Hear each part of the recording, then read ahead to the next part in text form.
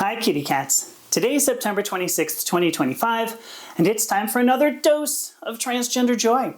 This week I want to talk about strength in numbers. Whether it's in headlines, on the streets, or behind the scenes, transgender people and our allies are turning out and speaking up in record numbers, and that kind of momentum creates real joy.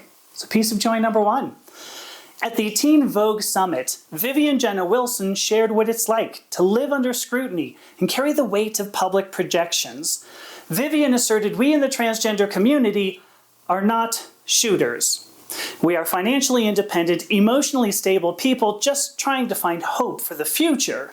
So I am joyful, once again, for Vivian Jenna Wilson for showing every young transgender person they're not alone and never have to be.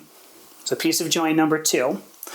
Advocates across the country submitted public comments to the Federal Trade Commission in defense of gender-affirming care for transgender youth. The comments came after conservative groups tried to frame gender-affirming care as harmful business practice.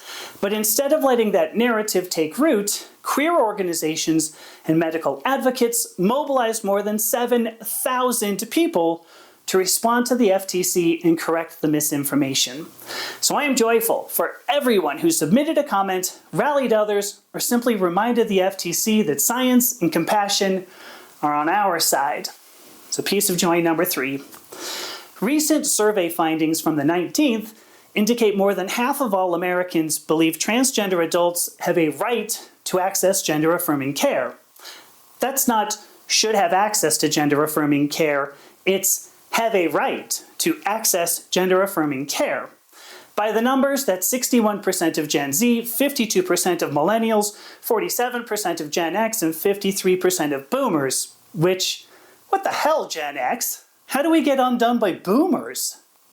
So I am joyful that, despite polarizing views from the current administration, most Americans see past the rhetoric to support humanity.